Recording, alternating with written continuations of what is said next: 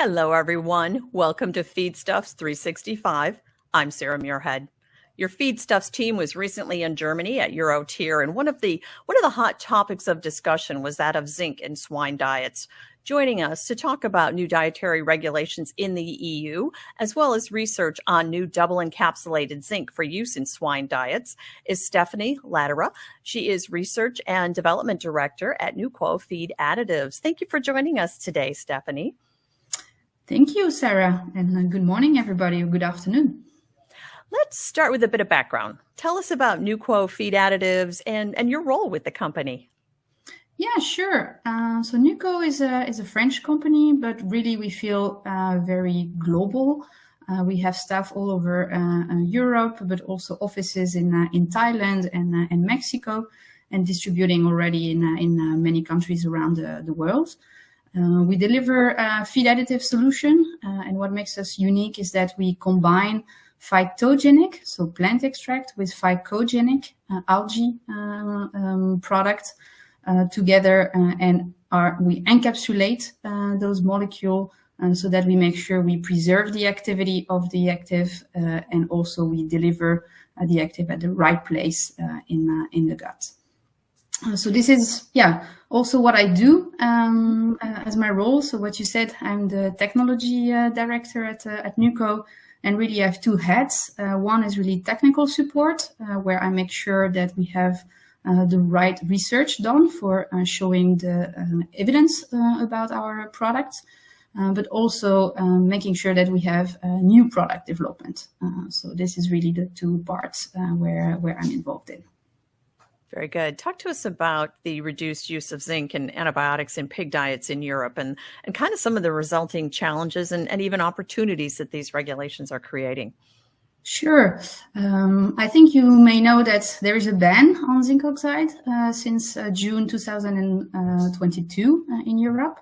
But really, this had been announced in 2017 already, and a lot of the European countries did not wait for that ban. To reduce the use of zinc oxide. We saw, especially in the North European country, a lot of activity already in the last 5-7 years already to try to reduce the use of the zinc oxide. And basically, zinc oxide was used to control post-weaning diarrhea. And when you are not allowed to use or want to reduce the use of zinc oxide, and you cannot use antibiotic either, because this was banned in 2006 in Europe, you are facing the challenges linked to post-weaning. So at that moment, the young piglets, which is, in Europe, usually wean between 3 and 4 weeks, the gut is not yet fully developed, the immunity is not fully developed. And, as weaning, it's separated from its mother, it's a new environment, new type of feed, so a lot of stress, a lot of new germs as well that the piglet is exposed to. So they are a lot more a risk for post-weaning diarrhea. So really what the producers are trying to search is improving gut health so that, the piglet needs less of the use of the zinc oxide. So let's talk about alternatives that currently exist for replacing zinc and how best can the pig industry sort through everything and determine what might be best for their particular operation. Yeah, sure. There are many natural health promoting solutions today. We can think about phytogenics, organic acid, pre or probiotic, and all have some beneficial effects on gut health. It has been proven in many studies. But one has to think about where they act and what they are doing when wanting to improve gut health.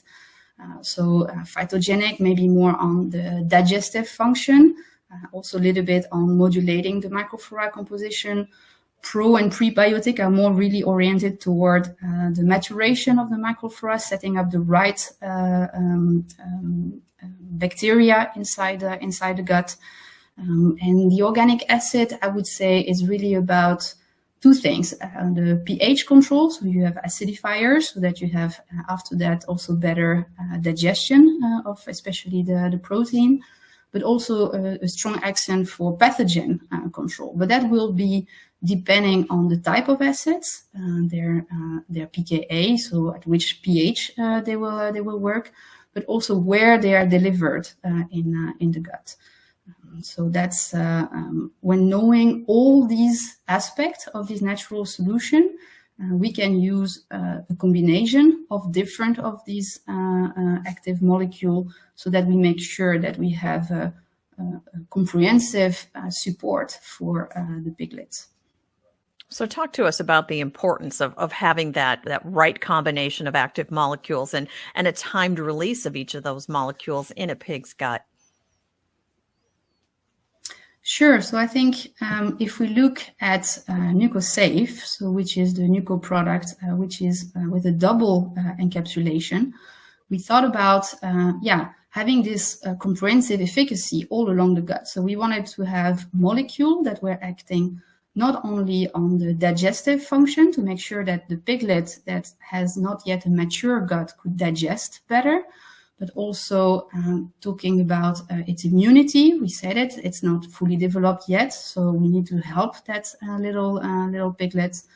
But also later on, these pathogens that are in the more in the ileum, in the cecum, that's where the pathogen overgrowth is coming. So you see really different place along the gut needs to be covered. So when we designed the NUQO Safe, we really thought, okay, we want to have essential oil, algae, and capsaicinoids really on the outer core so that they are released first. So not in the stomach. We will have no action in the stomach, but really in the duodenum, jejunum, where we want to have the action on digestive function and immunity. That's the first place. And then, the pathogens, what I said, are more in the ileum and cecum. So you needed the organic acid that have this strong direct antimicrobial effect, but later on, not really at the beginning necessarily, but really more in the ileum and cecum. So we put them at the core of the microparticle so that they are released in the second place, closer to the ileum and cecum. So that's what makes the NUQO Safe very unique and bringing a full comprehensive efficacy all along the gut. And you've been working with the University of Berlin on research on ways to examine and ways to control gut health. Talk to us a little bit about that work and what you've been doing there. Sure. So we did this trial in 2022 at the University of Berlin with piglets.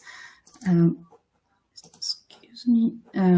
So they were actually 3 treatments.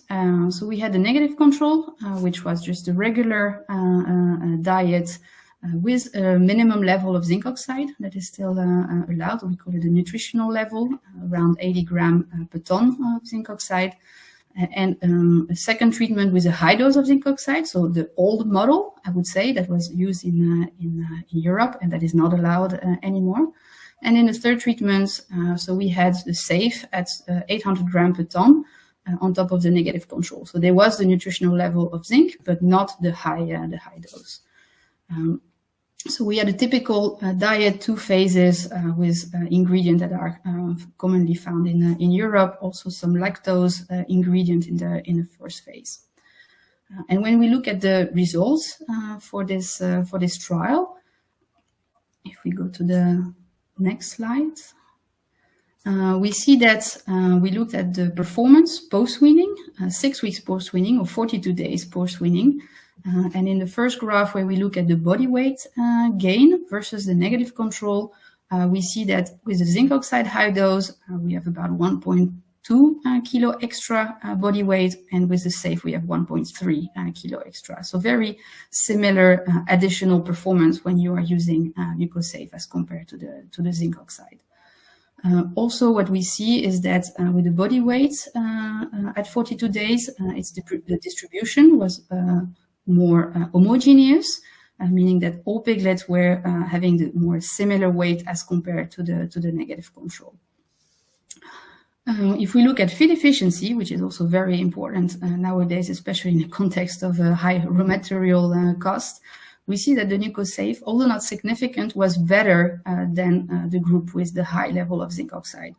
And this is what we know, is that the zinc oxide, the use was to control the post-weaning diarrhea, so mostly linked to the pathogen. And the NUQO has the aspect on pathogen control, but also with the essential oil, the note on improving the digestive function. So we see it here that through the combination of the different molecules, we have this further improvement on the feed efficiency. And then what was very nice in this trial is we did not only look at the performance post-weaning, but we also look at the pathogen level. So if you go to the next slide, we see here the pathogen level that we measured in the cecum. And we looked at the total E. coli level, and E. coli is especially the enterotoxigenic Escherichia coli, so ETEC here. Is the major strain responsible for the post-weaning diarrhea. So we looked at both the total E. coli and the ETEC. Day 5 post-weaning, so where usually you have the highest occurrence of diarrhea, and also day 42. And we see that the ETEC at day 5, we already significantly reduced this pathogen by 1 log, similarly to what the zinc oxide is doing. And at day 42, we see a strong effect on the E. coli, total E. coli for piglets. So this was for us a very good result to confirm that our product has really strong control of pathogens, especially the E. coli, relevant here for the post-weaning period. And that could be similarly with similar result as for the high level of zinc. Are you seeing similar results then out on the farms? Excuse me? Are you seeing similar results on farm? This is at a university setting. Are you seeing similar results? Yes. So we have many users in Europe, but also in other geographies. We start to have results also in Thailand or in the US. And I think we see very positive feedback from all these customers. We are at the moment trying to also confirm this result on farm with taking samples from the field and confirming the lower level of E. coli. We already got the feedback that the post-weaning diarrhea are reduced, so that has been confirmed, but we really want to prove it that it's also because of the reduction of E. coli. So these analyses are in progress. So these are kind of the next steps, so to speak, and as you continue to explore and move forward with your product here. Right? Exactly. Yeah. So I think one of the major further point that I want to explore is really different geographies to make sure that it works in different conditions, different climate, with different management and nutrition on farm.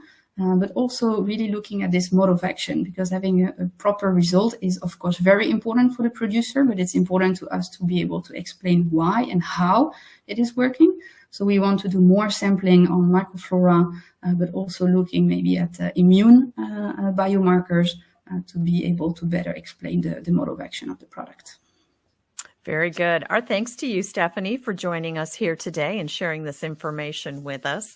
That's Stephanie Ladirat of NUQO Feed Additives.